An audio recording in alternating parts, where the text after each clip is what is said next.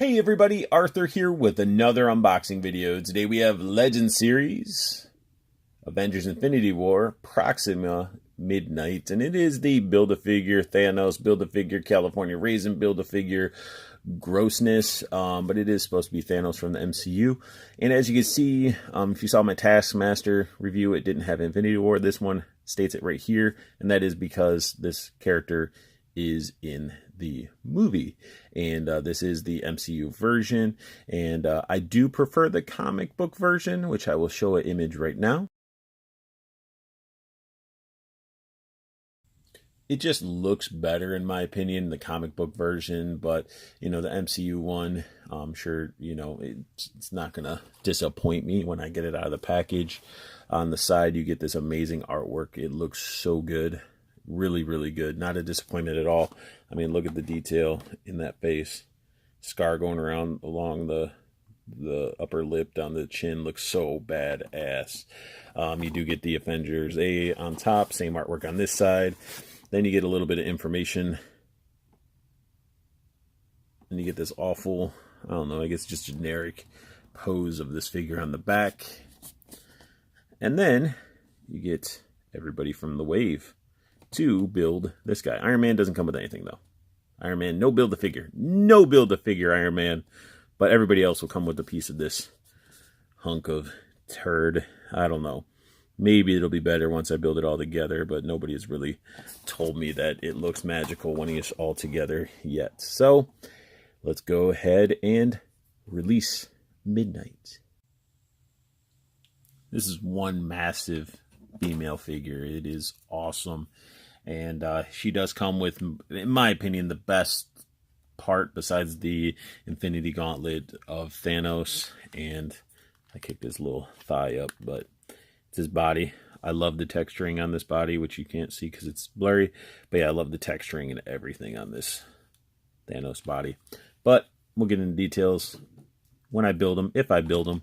And she does come with a awesome looking spear staff thingamajig. Looks crazy.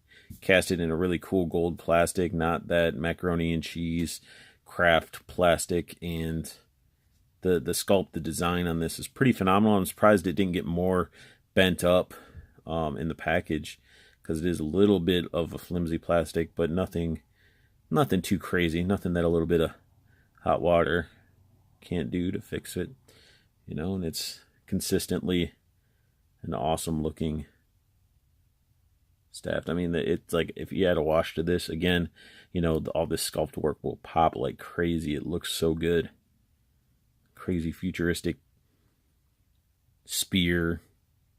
Looks like you could like shoot like electricity or something from the tips. I don't know. It just looks awesome. And I think it's a massive spear. And it's got to, because this figure is ginormous. Like, everybody's like, oh my god, we get some double jointed elbows and stuff on a female character. She's massive. She is a massive figure. Why wouldn't they put double jointed elbows?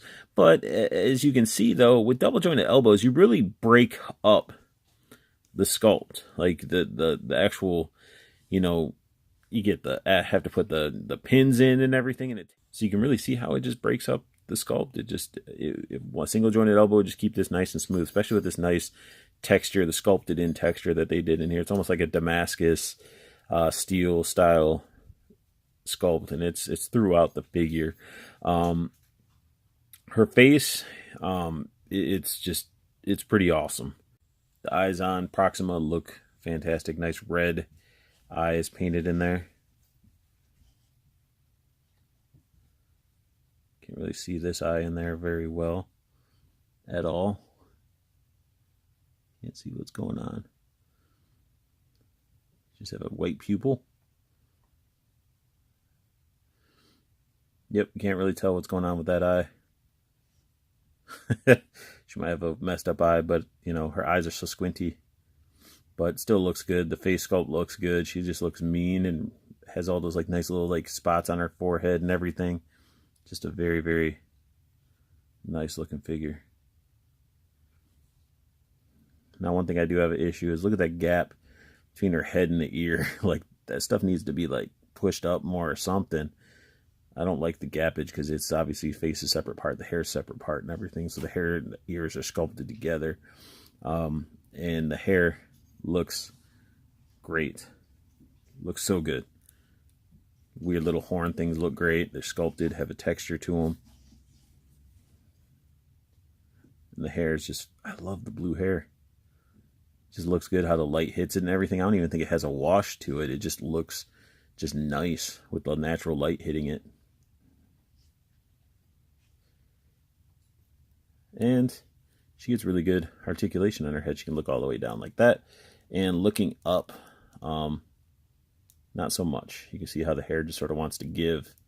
I don't want her head to come off, but the hair does block on the back. Arm articulation on this side, it goes all the way up.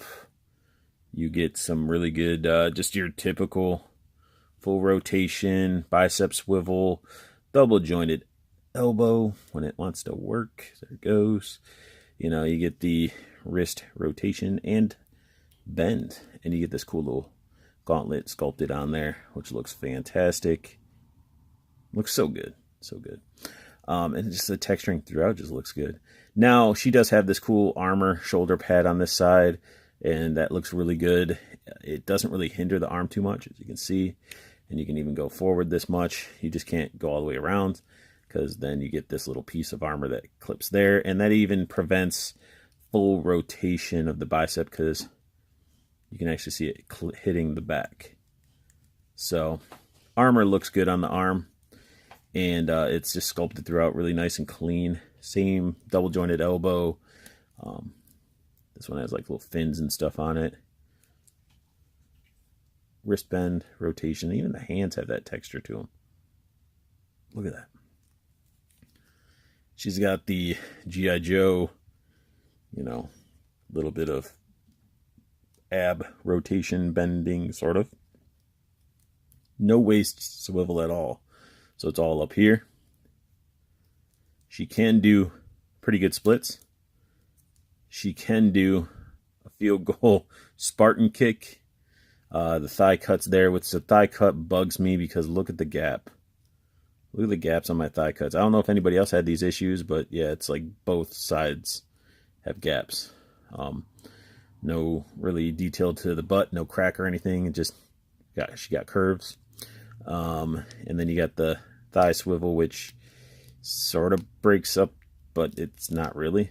Like, the whites don't need to connect or anything, so, you know, I guess it gets a pass. Double jointed knees. They look sort of nasty when bent all the way.